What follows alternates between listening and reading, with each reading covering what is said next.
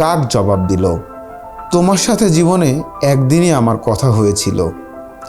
তুমি যতদিন আমার সাথে কথা বলনি ততদিন মনে হয়েছিল সুন্দর রূপের আড়ালে একটা সুন্দর মনও লুকিয়ে আছে।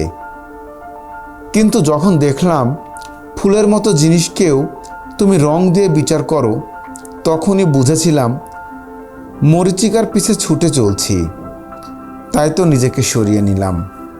ময়ূর বলল, এখন যদি তোমাকে পেতে চাই তবে কি তুমি আমাকে ভালোবাসবে? কাক বলল, চোখের নেশা কেটে গেছে।